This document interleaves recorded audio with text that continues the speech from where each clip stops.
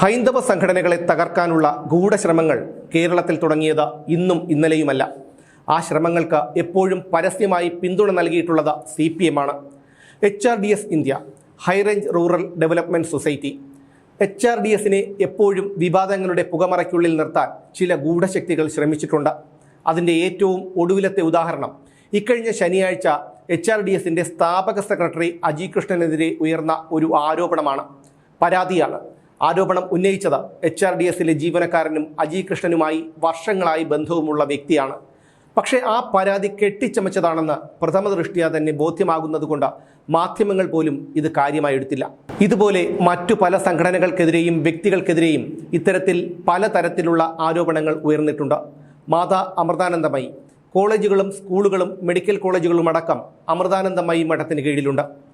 കടുത്ത സൈബർ ആക്രമണങ്ങൾ പലപ്പോഴും മഠത്തിനും അമൃതാനന്ദമയിക്കും നേരിടേണ്ടി വന്നിട്ടുണ്ട്. അമൃതാനന്ദമയിയുടെ മുൻ ശിഷ്യയും ഓസ്ട്രേലിയക്കാരിയുമായ ഗെയിൽ ട്രെഡ്വെൽ എഴുതിയ holy hell, a memoir of faith, devotion and pure madness എന്ന പുസ്തകത്തിൽ അമൃതാനന്ദമയിയുടെ ആശ്രമത്തിൽ സാമ്പത്തിക ക്രമക്കേടും ബലാത്സംഗ പരമ്പരയും നടന്നു എന്ന് വെളിപ്പെടുത്തിയിരുന്നു. അമൃതാനന്ദമയിക്ക് പണത്തോട് ആർത്തിയാണെന്നും സ്വിസ് ബാങ്കുകളിൽ $100 മില്യണോളം നിക്ഷേപമുണ്ടെന്നും മഠം ബലാത്സംഗങ്ങളുടെയും ലൈംഗിക അരാജകത്വത്തിൻ്റെയും ഇടമായി മാറിയെന്നുമൊക്കെയായിരുന്നു ഗെയിലിൻ്റെ ആരോപണങ്ങൾ. ആശ്രമത്തിലെ മുതിർന്ന സ്വാമിയായ അമൃത സ്വരൂപാനന്ദയെക്കുറിച്ചും പുസ്തകത്തിൽ പരാമർശമുണ്ടായിരുന്നു. 20 വർഷം അമൃതാനന്ദമയിയുടെ സന്തത സഹചാരിയായിരുന്നു പുസ്തകമെഴുതിയ ഗെയിൽ ട്രെഡ്വെൽ. അമൃതാനന്ദമയി മഠത്തിൽ ജീവിച്ച 20 വർഷവും അവർക്ക് യാതൊരു പരാതിയുമില്ലായിരുന്നു. 20 വർഷങ്ങൾക്കു ശേഷമാണ് മഠം വിട്ട് സ്വദേശമായ ഓസ്ട്രേലിയയിൽ പോയി പുസ്തകത്തിലൂടെ വെളിപ്പെടുത്തൽ നടത്താൻ അവർക്ക് തോന്നിയത് എന്നുള്ളതാണ് വിരോധാഭാസം.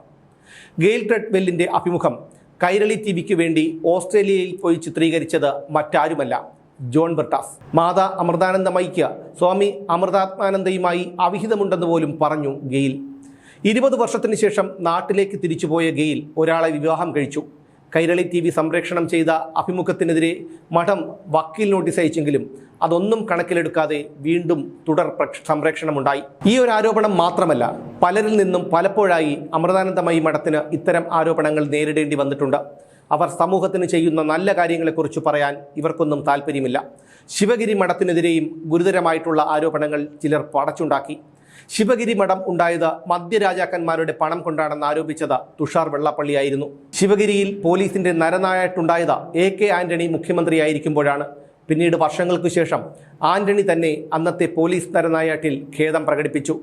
HRDSനെ ഒരു പരിപൂർണ RSS അനുകൂല സംഘടനയായി ചിത്രീകരിക്കാനുള്ള ശ്രമങ്ങൾ ഇടതുപക്ഷത്തിൻ്റെയും ജിഹാദികളുടെയും ഭാഗത്തുനിന്ന് പലപ്പോഴും ഉണ്ടായിട്ടുണ്ട്. സ്വർണ്ണക്കടത്ത് കേസിൽ പ്രതി ചേർക്കപ്പെട്ട സ്വപ്ന സുരേഷ് ജയിൽ മോചിതയായതിനു ശേഷം അവർക്ക് ജോലി നൽകിയതോടെയാണ് HRDS CPMൻ്റെയും പിണറായി സർക്കാരിൻ്റെയും അടക്കം നോട്ടപ്പുള്ളിയാകുന്നത്. സ്വപ്ന സുരേഷിനെ HRDS സംരക്ഷിക്കുകയാണെന്നായിരുന്നു അന്ന് മുഖ്യമന്ത്രി പിണറായി വിജയൻ ആരോപിച്ചത്. സ്വപ്ന സുരേഷിന് ജോലി നൽകിയതിൻ്റെ പേരിൽ HRDS ഭരണകൂട ഭീകരതയ്ക്ക് ഇരയായി. 2022 ജൂലൈയിൽ ആദിവാസികളുടെ ഭൂമി കയ്യേറുകയും ആദിവാസികളുടെ കുടിൽ കത്തിക്കുകയും ജാതിപ്പേര് വിളിക്കുകയും ചെയ്തു എന്നാരോപിച്ചാണ് അജി കൃഷ്ണനെ ഷോളയൂർ പോലീസ് അറസ്റ്റ് ചെയ്തത്. അറസ്റ്റ് ചെയ്യുന്നതിന് 1 കൊല്ലം മുൻപ് ആരോ കൊടുത്ത പരാതിയുടെ പേരിലായിരുന്നു ആ അറസ്റ്റ്. 1 കൊല്ലം ഒരു നടപടികളും ഉണ്ടായില്ല. പിന്നീട് SC/ST അട്രോസിറ്റീസ് ആക്ട് പ്രകാരമായിരുന്നു കേസെടുത്തത്. HRDSലെ വനിതാ ജീവനക്കാർക്കെതിരെ ചാനൽ ചർച്ചയിൽ മോശം പരാമർശം നടത്തിയ സലോമി എന്ന രാഷ്ട്രീയ പ്രവർത്തകർക്കെതിരെ പരാതി നൽകാൻ എത്തിയപ്പോഴായിരുന്നു പഴയ കേസിൽ അദ്ദേഹത്തെ അറസ്റ്റ് ചെയ്തത്. ചെക്ക് പോസ്റ്റിൽ വാഹനം തടഞ്ഞായിരുന്നു അറസ്റ്റ് ചെയ്തത്.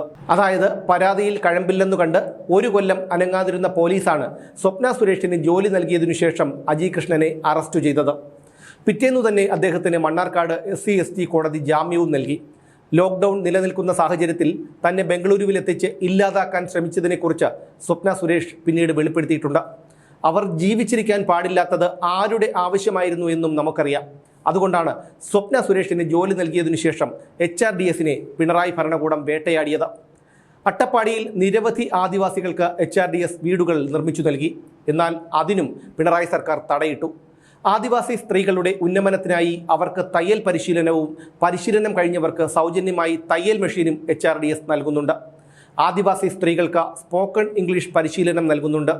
ഇതെല്ലാം ചെയ്യുന്ന ഒരു സംഘടനയുടെ സെക്രട്ടറിയെയാണ് ജാതിപ്പേര് വിളിച്ചു എന്നാരോപിച്ച് അറസ്റ്റ് ചെയ്തത്. ഒഡീഷ സർക്കാർ HRDSനെ ക്ഷണിച്ചു വരുത്തിയാണ് 10,000 വീടുകൾ നിർമ്മിക്കാനുള്ള ചുമതല അവരെ ഏൽപ്പിച്ചത്. ഈ 10,000 വീടുകളും തീർത്തും സൗജന്യമായാണ് HRDS നിർമ്മിക്കുന്നത്. ഓപ്പറേഷൻ സിന്ദൂറിൽ വീട് നഷ്ടപ്പെട്ട കശ്മീരിലെ അതിർത്തി ഗ്രാമങ്ങളിൽ 1000-ഓളം വീടുകളുടെ നിർമ്മാണമാണ് HRDSന്റെ നേതൃത്വത്തിൽ നടന്നുകൊണ്ടിരിക്കുന്നത്. വയനാട് ദുരന്തം നടന്ന് 3 ദിവസങ്ങൾക്കുള്ളിൽ HRDS സംസ്ഥാന സർക്കാരിന് ഒരു പദ്ധതി രേഖ സമർപ്പിച്ചു. എത്ര വീടുകളാണോ വയനാട് ദുരന്തത്തിൽ നഷ്ടപ്പെട്ടത് അത്രയും വീടുകൾ തീർത്തും സൗജന്യമായി തങ്ങൾ നിർമ്മിച്ചു നൽകാം എന്നുള്ളതായിരുന്നു ആ പദ്ധതി രേഖ. വെറുതെ പറയുകയായിരുന്നില്ല, വീടിന്റെ പ്ലാൻ അടക്കം സമർപ്പിക്കുകയായിരുന്നു സർക്കാരിന്. സ്ഥലം ഏറ്റെടുത്ത് ഗുണഭോക്താക്കളുടെ പട്ടിക കൈമാറുക മാത്രമായിരുന്നു സർക്കാർ ചെയ്യേണ്ടിയിരുന്നത്. എന്നാൽ പിണറായി സർക്കാർ മുഖം തിരിച്ചു. അന്ന് ഇതേക്കുറിച്ച് വന്ന മാധ്യമ വാർത്തകൾ സർക്കാരിനെ വല്ലാതെ പ്രതിരോധത്തിലാക്കുകയും ചെയ്തിരുന്നു.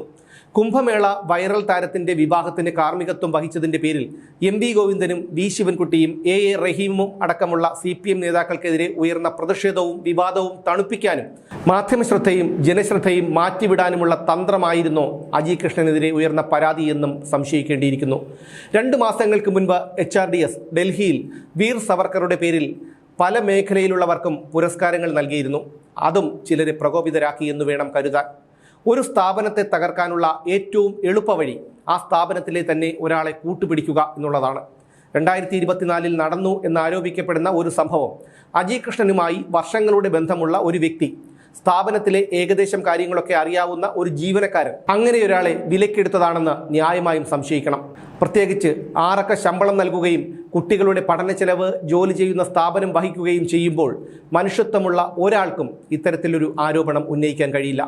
സംഭവം നടന്നു എന്ന് പരാതിക്കാരൻ ആരോപിക്കുന്ന സമയത്ത് തന്നെ പരാതി നൽകുകയും തുടർന്ന് ആ ഓഫീസിലെ ജോലിയിൽ നിന്ന് മാറി നിൽക്കുകയും അജി കൃഷ്ണനോട് സഹകരിക്കാതിരിക്കുകയും ചെയ്തിരുന്നുവെങ്കിൽ പരാതിക്കാരൻ്റെ പക്ഷത്ത് ന്യായമുണ്ടായിരുന്നു. അങ്ങനെ സംഭവിക്കാതിരുന്നത് കൊണ്ടുതന്നെ പരാതിക്കാരൻ്റേത് വ്യക്തിവൈരാഗ്യം തീർക്കാനുള്ള തന്ത്രമാണെന്ന് കരുതേണ്ടി വരും. അജി കൃഷ്ണനെതിരെ ഉയർന്ന പരാതിയുടെ പിന്നിൽ ഒരു ഗൂഢാലോചന ഉണ്ടെന്നുറപ്പാണ്. പോലീസ് അജി കൃഷ്ണനെ വിട്ടയക്കുകയും പരാതിയിൽ കഴമ്പില്ലെന്ന് ബോധ്യമായ മാധ്യമങ്ങൾ നിഷ്പക്ഷത പാലിക്കുകയും ചെയ്തതോടെ പരാതിക്കാരൻ കൊടുത്ത പരാതിയെക്കുറിച്ച് കൂടുതലൊന്നും പറയുന്നില്ല. പിന്നീട് ഇയാൾ ആരോപിക്കുന്നത് മറ്റു പല വിഷയങ്ങളുമാണ്. അതാകട്ടെ വ്യക്തിവൈരാഗ്യത്തിൻ്റെ പേരിലുള്ളതാണെന്ന് വ്യക്തവുമാണ്. ഇതിൻ്റെയൊക്കെ പിന്നിൽ ആരാണ്? എന്താണ് യാഥാർത്ഥ്യം? പരാതിക്കാരൻ എന്തിനാണ് ഒന്നിലേറെ തവണ കേരളത്തിൽ വന്നത്? കേരളത്തിലെത്തിയ ഇദ്ദേഹം ആരെയൊക്കെയാണ് കണ്ടത്? ഇതിൻ്റെ എല്ലാം ഉത്തരങ്ങൾ കണ്ടെത്തിയേ മതിയാകൂ.